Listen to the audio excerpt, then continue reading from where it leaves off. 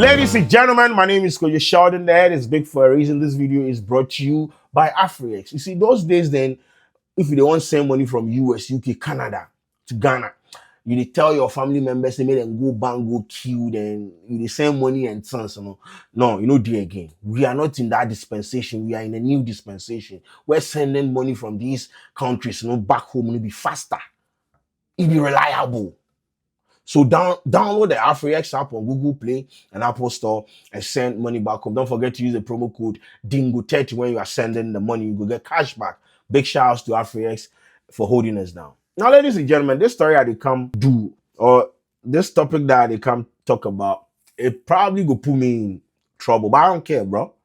We move. I say me deka, edeka, hinabeka, miara. You biaro miara. Me now we can't sit here and talk about them.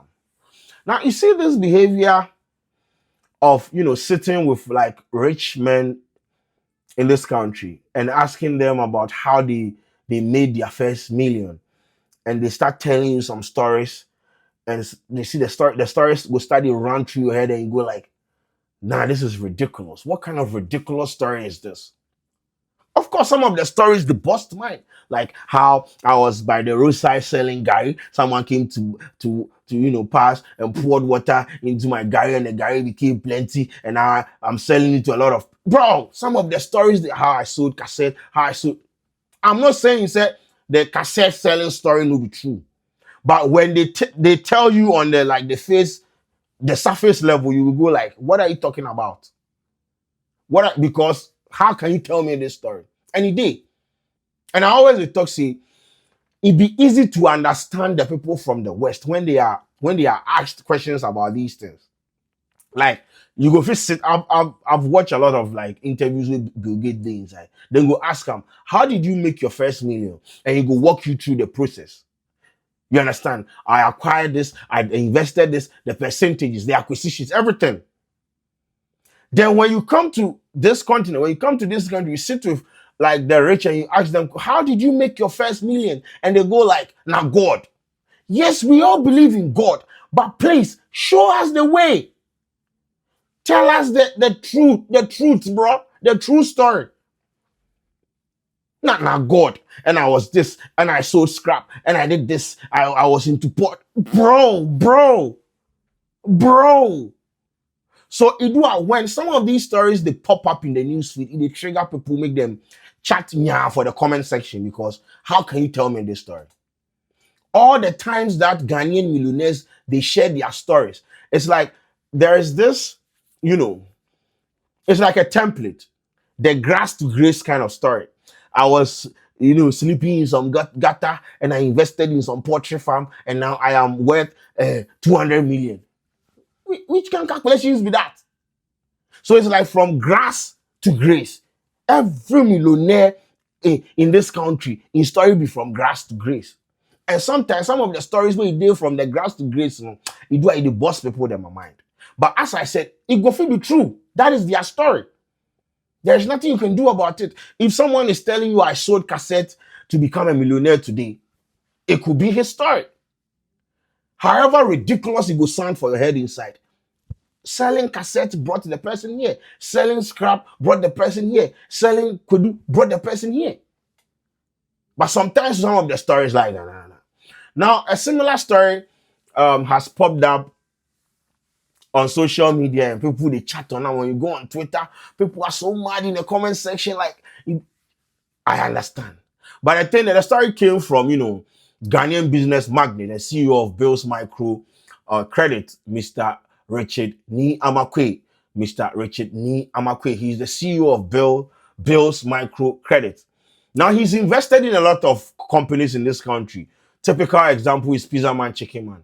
He's the investor behind it. He is behind Quick Credit. So right now they are called Bill's Credit or Bill's Micro Credit. So he's invested in a lot of businesses in this country. Recently, I think his 40th birthday, he bought a Bugatti.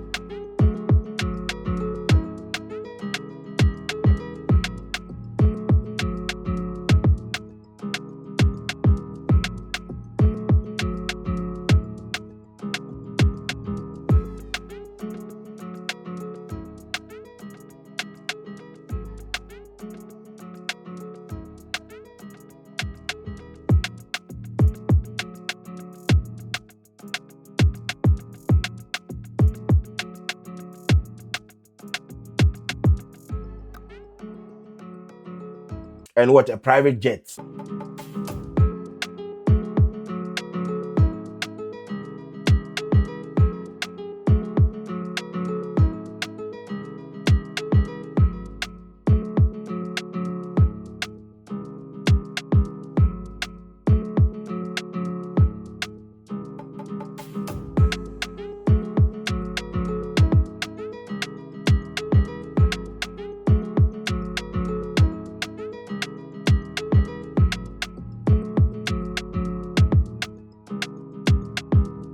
Yes, he went to the market and bought himself what, a Bugatti and a private jet for his 40th birthday. So he's that rich, like richy, rich, rich, rich, rich. He's oh, hold up, hold up, hold up. The name is Richard. Mm, mm. His name is Richard. That is why he's that rich. Now he shared a story. He sat with Bolare for an interview. And in the interview, he said something that has triggered people on social media. Let me read it to you. Ghanaian business magnate and CEO of Bill's Microcredit has shared his humble beginnings, revealing that he started his journey to wealth by washing around 5,000 dishes daily.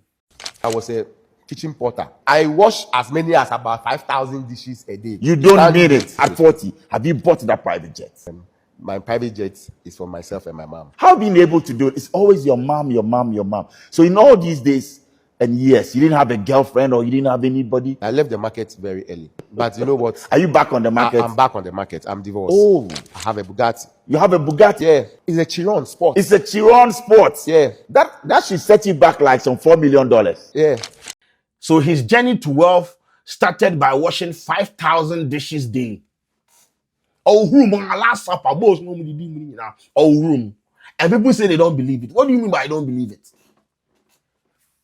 What do you mean by you don't believe it? That could be his story. Now, you people there, this one said someone washing 5,000 dishes daily way. You people, you are surprised. See, wait till I get my money right. La, la, la, la, wait till I get my money right. When I get my money right, the stories that I will cook for you people, wallah, it's a lie. You people will leave this country for me. You think when we become this rich, we don't have stories? Do you know how I bought fertilizer and fertilized my followers for them to grow? And so this, bro, hey, bro, how, hey, now money are washing 5,000 dishes daily. What? But yeah, if it be true, if it be true,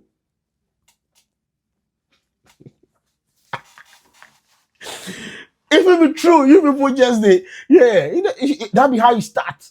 So maybe today 5,000, the next day 10,000, the next day 15,000, the next day it go be what, 20,000. Then through that, you know, go tear your own bowl washing company. Then you go start get money. So sometimes you people for just pay attention to some of like these stories. I know say they sound ridiculous and things, but I feel like the typical African rich man or Ghanaian rich man always they attribute them as success to God, which is okay. It's fine, bro. There's nothing wrong in attributing your success to God. But sometimes there are some details in your story that will help people. It not be just about God alone. Even God has said that faith without work is nonsensical. So the God factor there is for day. But sometimes you for show you the real way. That's what it do. They make more people they come and they start, blasting out some of these stories. But I do believe Mr. Richard's story. Washing 5,000 bowls. Me say when I become rich, oh, you people are dead. You people are dead. How me I invented YouTube.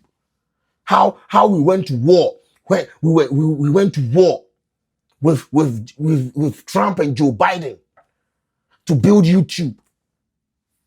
How the YouTube logo, it be me and you people are dead. The stories I go chat. My kiddies go watch my face and go like, yeah, how can you tell me this story? I'm joking. But yeah, it is really what it is. But let me read some of the comments we did under this particular post to you people. Like, so no rich man had solid support when starting business in Ghana. What is this obsession with starting as having nothing? Oh, that be. And it's not even in the entrepreneur, the side alone, no, the rappers. I didn't feature like you will see say this rapper them you were born and raised in the estates, bro. And come and be rapping when I was in the trenches, trenches, and I wasn't happy. Bro, shut up, but if I slap your face for a year. Which trenches? Them born you for bungalow inside this estate. Who talk at them? Yes. It's like the grass to grace story, no, it trigger people them emotions. And a lot of people, the relatability of the story, no, they enhance the resonation. It's relatable. A lot of people, people are broke. So when they see someone who came from where them they right now, then when they share their story, I then feel they tapping. And that be why more people, and that be why they trigger a lot of people. But I don't want wake up one day where somebody go come and can't tell me, say, yes, my father had money and my father invested in me. My father took me to this school. My father gave me so and so amount of money as a seed funding, seed capital to start my business. Elon Musk, all these people, they tell their story and they tell you how their parents gave them this specific amount of money. We are tired of this and then, God, yeah, we get it. Show us the way. We can continue. Then I said, we've seen this scene too many times to know how it ends. Okay. The owner of that restaurant crowd no get that money. No get that money some, not dishwasher. I said, I believe in myself. I have started washing 7,000 dishes. One day I'll buy Tesla Cybertruck for myself and mommy. Okay. Then I think it is best if these guys just keep such figures to themselves. Just tell us you used to wash dishes. That's enough motivation because, man, you and I know you were not counting the dishes you wash daily. You only wanted to make some money. You only wanted to make some money, not to count dishes. Listen, these rich people don't respect us at all. Then I guess the restaurant owner they own cities and mansions now, because dishes washer get this kind of money. Yeah. Hey, any of the rich people can lie. I said, oh yeah, I believe in my uncle started this real estate business by throwing stones to.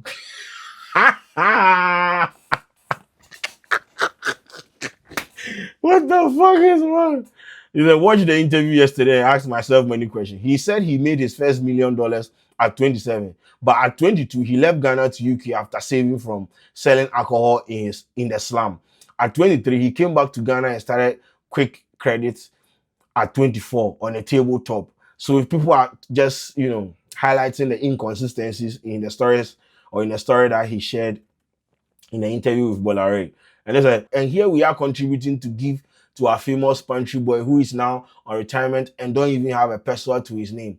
This life, no balance. God bless our hustle. At 40 years rich and divorced already, sweet sugar daddy for the babies. We all got to accept that 70% of those making it big in Ghana lived abroad. Okay, and some of you here won't believe this story, but it's mostly real. He traveled abroad at early stage to school. He was working in addition, washing plates, had some money, came to Ghana and started his loan lending business. We forget the more you invest, the more wealth expands. Why do people like this feel the need to share some I struggled story? Just make your money and live in peace. So it goes on and on and on.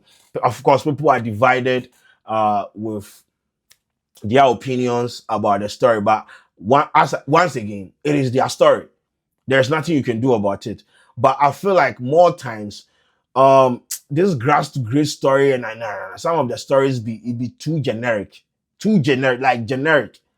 So either you are going to share the details or you are not going to share at all, because this I was cutting grass and feeding pigs and I became rich story there. At some point, Ghanaians are already tired, and so either you are going to show us the way or not. Yes, either you are going to show us the way or you are not going to show us at all. We move. But anyway, ladies and gentlemen, let me know what you think about this story. My name is Kwadwo. Sheldon. That is big for a reason. Download the AfriX app on Google Play and Apple Store and send money back home. We are done.